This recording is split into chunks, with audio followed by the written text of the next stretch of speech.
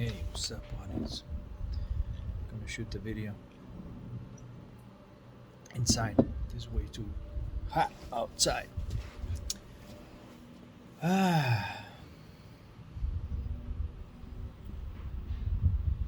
In this video, I want to talk about distinction between alchemy and theurgy. Again, these are just words.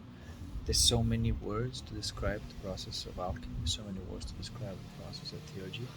But why do I want to discriminate those two? Because in my videos, and this is why it's my videos are not for somebody who's not into alchemy, a real alchemy, emotional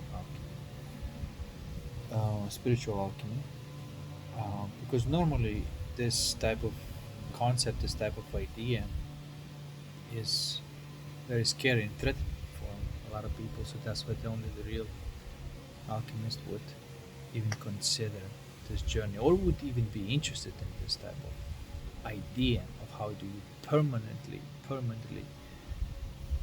fuse that distortion that creates a negative emotion. Okay. You may also notice that that is a bit of a contrast with like some other teachings.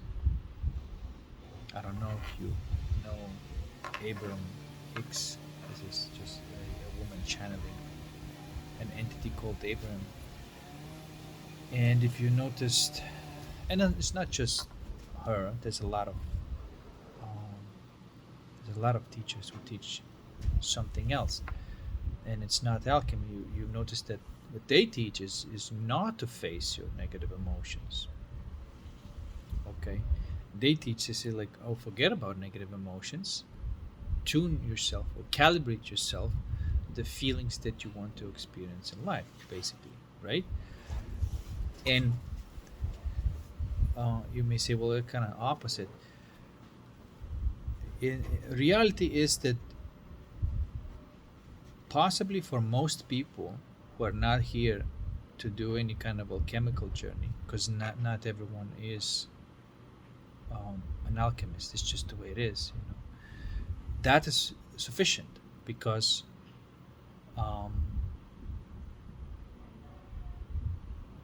that is sufficient for them. Okay, because you can keep on calibrating your emotions. You can keep on tuning to something that feels better and better, and fulfill your desires from there, right?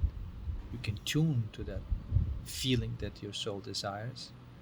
You can set the intent of what kind of form that desire must, or that feeling must take, and also, you know, take the appropriate action for this to become true in your life. So there's a process of creation. However,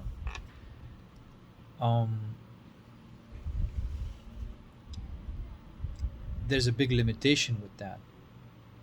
It is that a person like that would always depend on the source energy of an alchemist.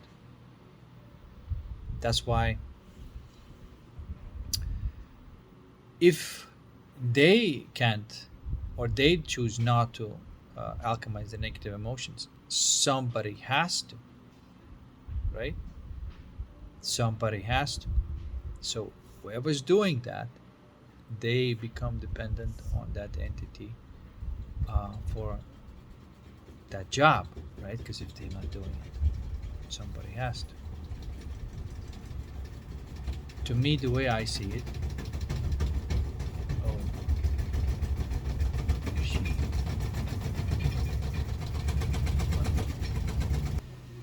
All right, we can keep going now. As I was saying, now the process of alchemy is a destructive process, because you're experiencing something, you know, in a physical reality that triggers you and makes the sort of light up, and as a as I said in the previous video, what it's being light up in your soul is matter. It's either water, it's either basically fire, earth, or air in this balance. And the idea of alchemy is to destroy the matter, to fuse it back into ether, which is the infinite. And so that's the process of alchemy. Because you don't want to have anything that's a part of matter in your soul. And because that was creating that negative event that happened in your life.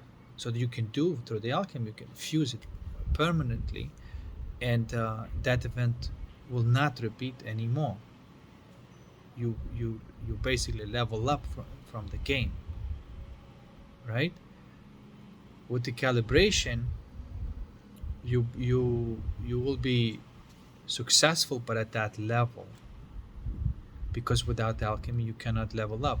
The only way you can sort of level up, you can borrow that energy from somebody else.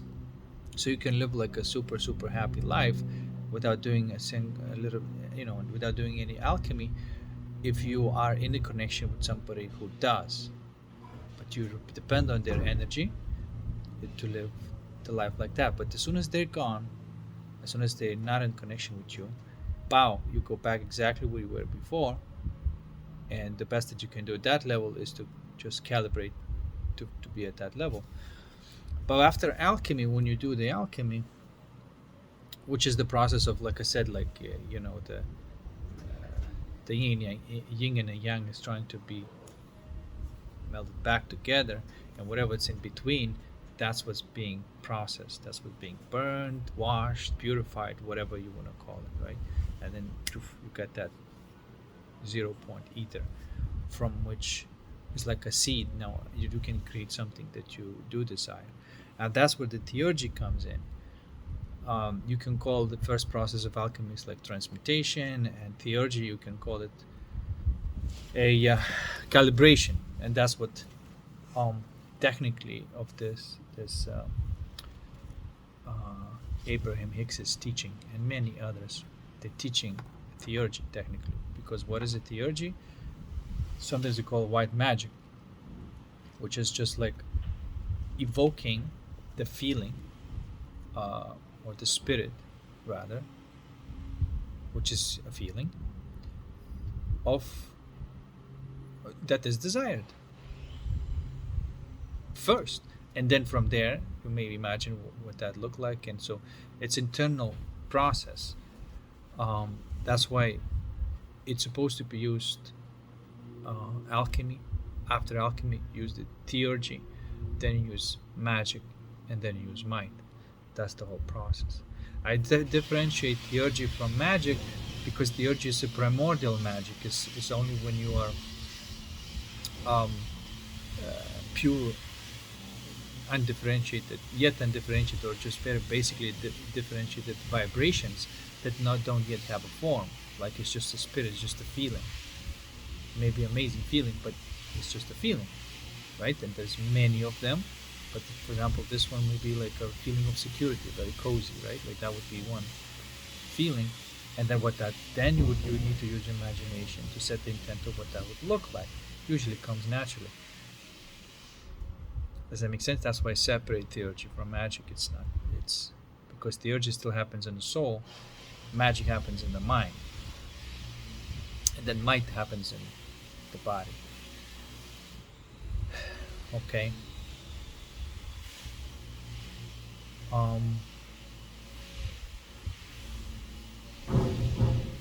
And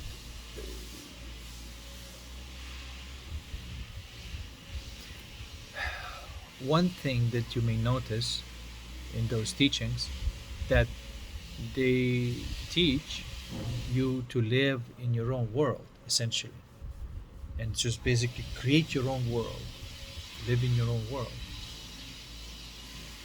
And that is true, because if you live in your own world, the external world cannot move you out of your desired states. So literally you can live in your own world, right? Now, Anybody who would try to or want to move you out of that state is not on your team. And another person who lives in their own world also, which would be, uh,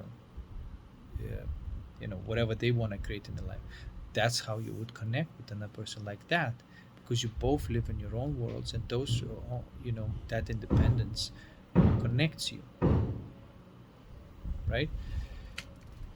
um, when you live in your own world, only the people who live in their own world matches what you want to do. Then you can play with them and not worry that they're gonna betray you, backstab you, and whatever, because they live in their own world.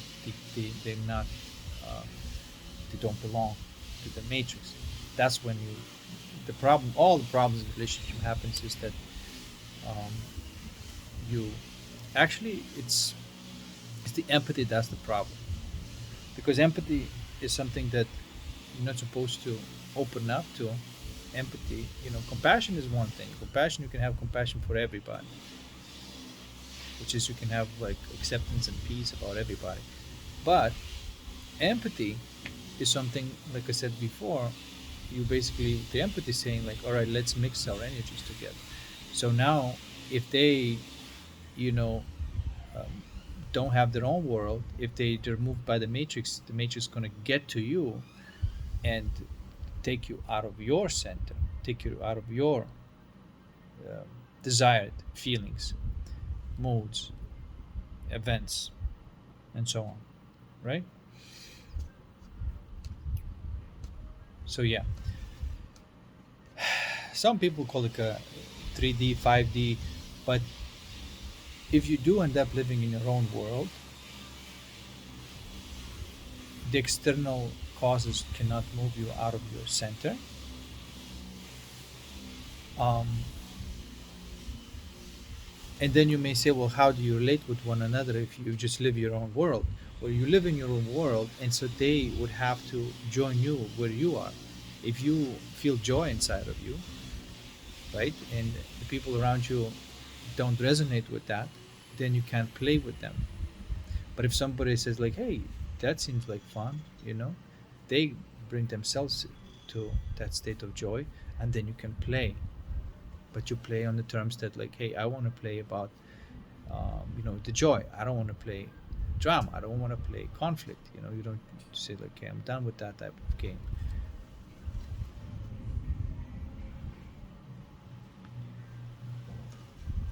And so, and if you've done a lot of alchemy, you naturally would not gravitate towards these types of connections.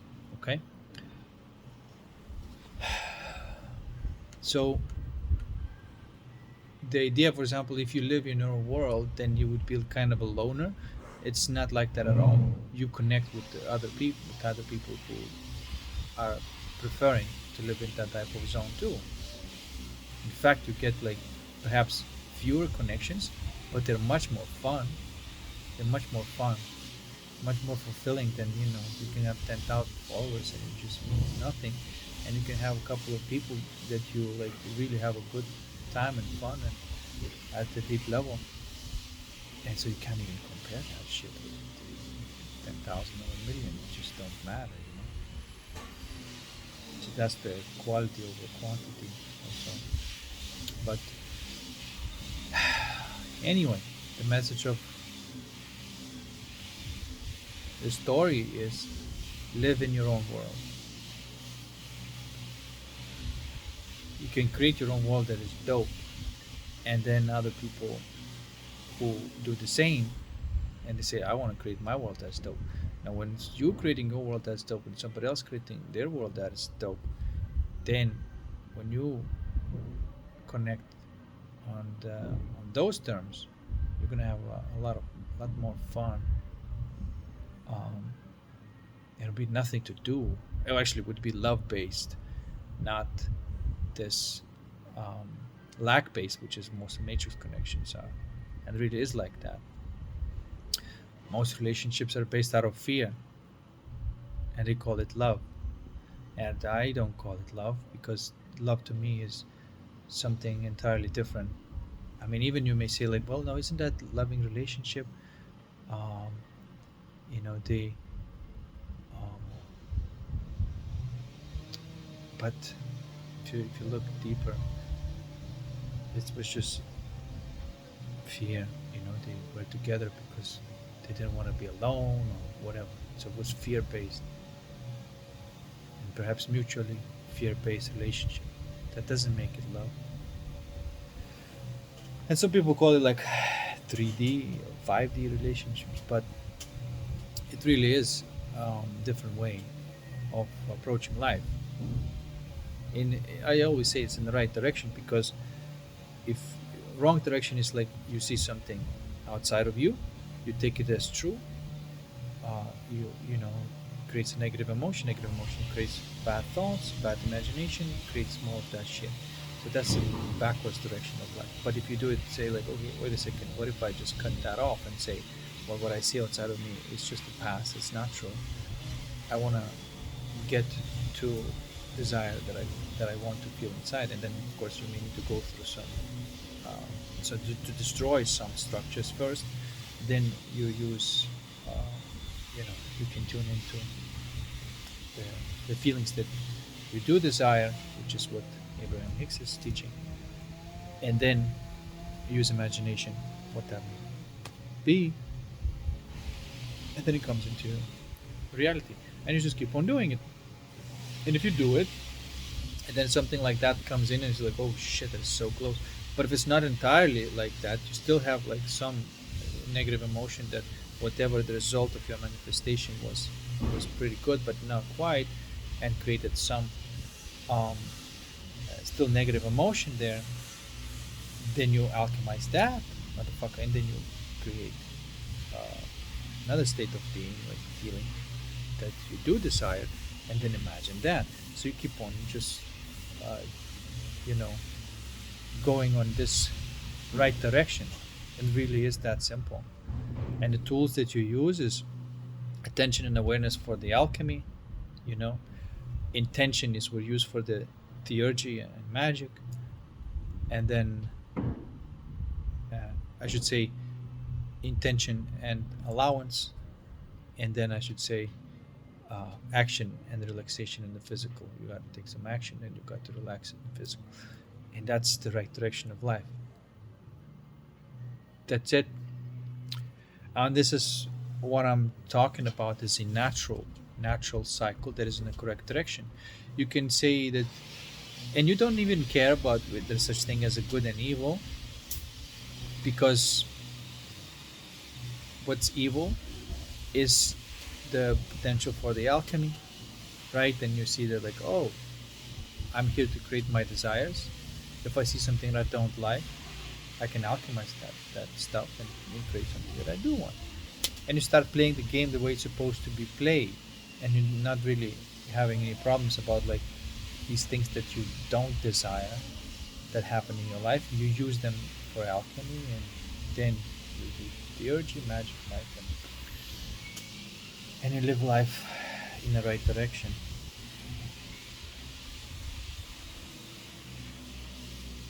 But yes, you do come across like you do live in your own world, and you do, because you depend on some internal states that's already there, right? To feel good. Because when you're already feeling good, then whenever it's going on, you're enjoying it, but you're not looking, and you're not catching the moments of pleasure, so you don't feel bad. You see what I'm trying to say? This is what mostly they do in the Matrix. They go out with friends and they do stuff because otherwise they would feel bad. So that's pleasure based. And if the friend says like, oh, I don't want to do this, then they get upset, or like, oh, you see what I'm trying to say? There's the dependence on the external influence. Basically you're saying external conditions equals my internal state. But the opposite would be say like, no, um, if I desire certain internal conditions, I find them inside in my world. That's first, and then with patience it will come in to my physical too.